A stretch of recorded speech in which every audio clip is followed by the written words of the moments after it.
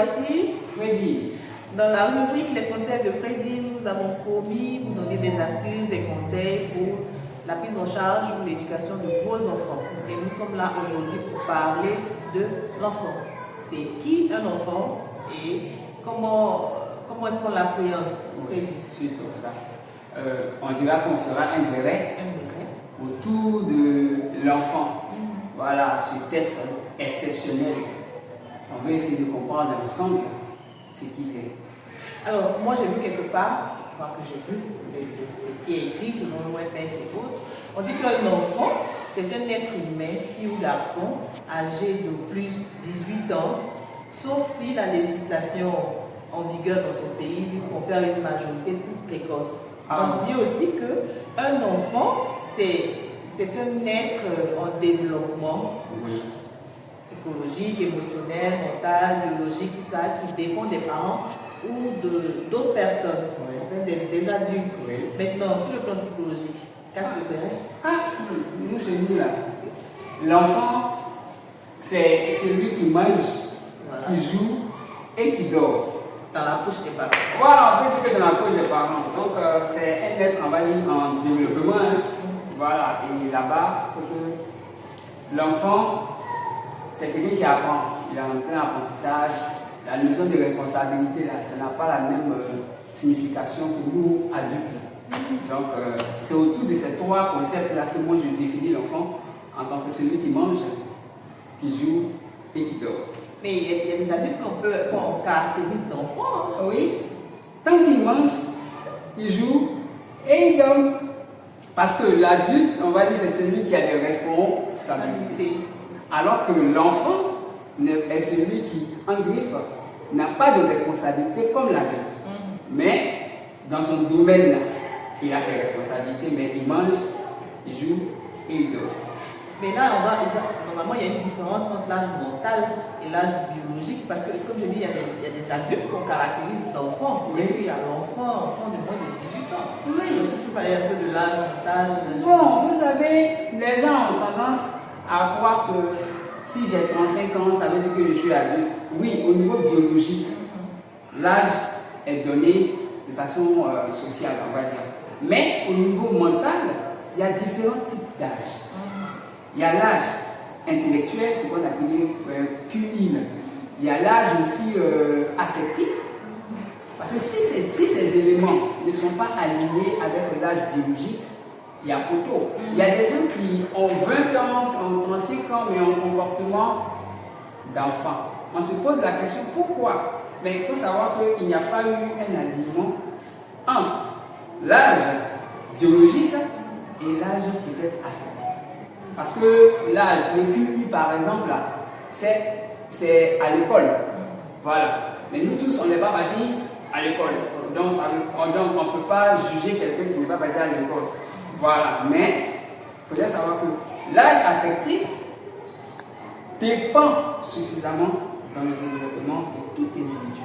Et l'âge affectif, c'est quoi? L'âge affectif. Vous voyez, la façon dont on tisse nos liens là, avec les gens, il y a il y a une évolution. Par exemple, il y a un auteur qu'on appelle Piaget, voilà, lui là. Par exemple, il a parlé du développement de l'intelligence à différents stades. D'accord?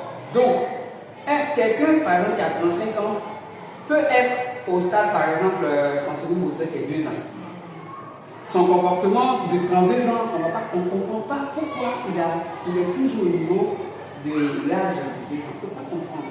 Mais tant que l'individu n'a pas évolué de façon normale, du point de vue de l'intelligence, c'est plus un être qui va avoir un comportement d'enfant de 2 ans. Parce que normalement, quelqu'un qui a 32 ans, par exemple, est censé atteindre le niveau supérieur du développement, par exemple de l'intelligence. Et du point de vue affectif, il y a ce qu'on appelle les points de fixation, que ce soit point oral, point anal, ce genre d'éléments. Voilà. Si un adulte a une fixation, par exemple, au niveau oral, c'est de 0 à 2 ans. Il est adulte, hein, mais dans son fonctionnement, là, il est plus porté vers le fonctionnement, par exemple, de l'oralité. L'oralité, c'est quoi? Oui, il porte les choses à la bouche. Oui, ça là. C'est quoi? C'est d'abord, il est dans l'illusion de quoi? toute puissance. C'est-à-dire que c'est lui qui peut tout créer. Et il suffit qu'il imagine, c'est lui qui peut faire. Généralement, il dit qu'il n'a pas besoin de quelqu'un pour pouvoir vivre.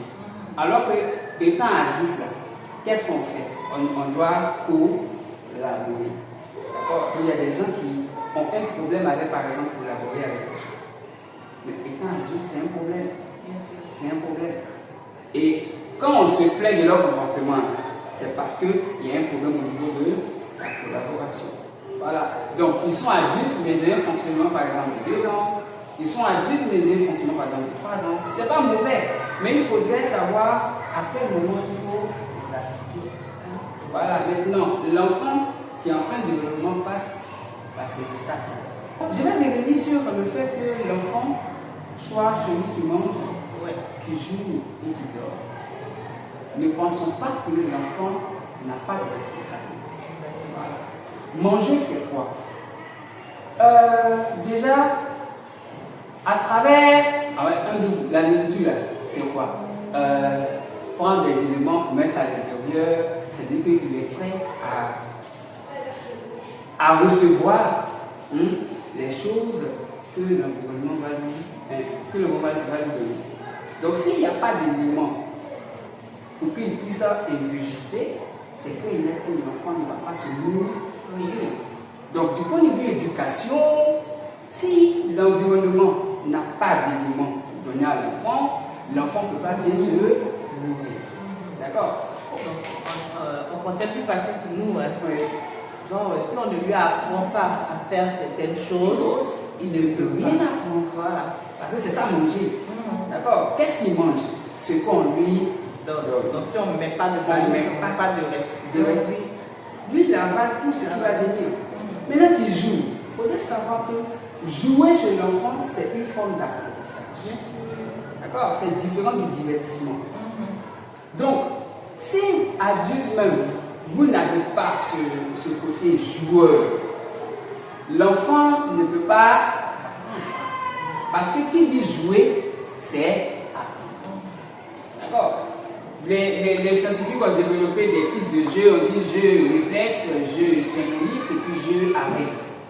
Mais si vous-même qui êtes dans l'environnement, vous ne connaissez pas à quel moment il faut appliquer par exemple le jeu à règles, c'est que l'enfant ne pourra pas intégrer les règles. Mais ils ont créé beaucoup de jeux de société maintenant. Ah oui, mais vous savez, il y a ces jeux. Ça vous en dit qu'il faudrait faire la part des choses entre jouer et se divertir. D'accord? Tu vas jeter par exemple un jeu pour l'enfant il limite. Donc si toi-même tu n'as pas le temps même de jouer avec l'enfant n'apprend rien. Le jeu même résultat. Voilà. Parce qu'il va donner le sens qu'il veut à ça. Mais toi-même tu veux donner le jeu à l'enfant à la main. C'est pourquoi? Question. Parce que ça doit tenir compte du développement aussi des attitudes de cet enfant. On ne donne pas jeu parce qu'il faut donner jeu au... Quelqu'un qui est déjà énergétique. On lui donne jeu. Il va se blesser. D'accord. Généralement, le vélo même là, c'est pour ceux qui ont des difficultés au niveau des pieds là. Genre une lenteur, ces éléments-là. Donc c'est une forme de rééducation pour donner du tonus au mouvement. Mais l'enfant il est déjà dedans. Donc quand vous lui donnez, ce n'est plus un jeu. Il se divertit, mais la chose c'est que ça devient un trop plein d'énergie encore qui va avancer. Donc on va trouver que peut-être qu'il est hyper actif et qu'on sort. Ça peut arriver. Donc c'est ça, jouer. C'est quoi dormir? Dormir là. Mon cher, quand on a fini de faire tout ça, on n'a pas de responsabilité du point de vue de la société. On ne paye pas de loyer. On ne paye pas de loyer. Voilà. Donc on ne peut pas demander à l'enfant, on ne peut pas l'adultifier trop tôt. C'est du quoi? Il est enfant et puis au niveau des responsabilités d'adulte. Et là, ça peut jouer sur son développement. On ne dit pas qu'il n'apprend pas. D'accord? Mais ce que l'adulte doit faire, par exemple, nourrir la famille, c'est l'enfant là qui va commencer à aller comme ça chercher à manger dehors envoyer. Par exemple, on voit des enfants qui vendent de l'eau sur la route. D'accord. L'enfant a 8 ans, ils vont l'eau sur la route. Il est enfant. Mais on doit dire qu'ils sont en train de lui apprendre à se débrouiller dans la vie qu'on soit bien. C'est lui qui apporte à manger. On appelle ça Adultification. Voilà. Ok. Voilà. Maintenant, les adultes, ils deviennent quoi? Des enfants. Donc, infantilisation. Ah, d'accord. Voilà. C'est l'enfant qui va envoyer maintenant à manger à la maison. Les rôles sont inversés. Bien sûr. Du coup, nous voilà, on en fait des enfants, certes, des individus qui sont aujourd'hui, qui ont 25 ans, mais qui ont été adultifiés trop tôt. Ce qui fait que ce qu'ils devaient apprendre par exemple à 8 ans, ils n'ont pas pu apprendre en tant qu'enfant. Ils ont plutôt appris les éléments de 25 ans déjà. Maintenant qu'ils ont 25 ans, on s'étonne qu'ils ont un comportement de 8 ans à vie. Mais si ça a été inversé, c'est clair et net que on va assister à ce qu'on voit. Ce n'est pas un problème. Ne dis pas tout, D'accord, ne dis pas tout. C'est vrai. Rendez-vous au cabinet D'accord, pour les consultations. Si vous voulez avoir plus d'informations, vous pouvez nous rejoindre pour que nous puissions vous donner ces informations-là. Sachez que chaque cas est différent.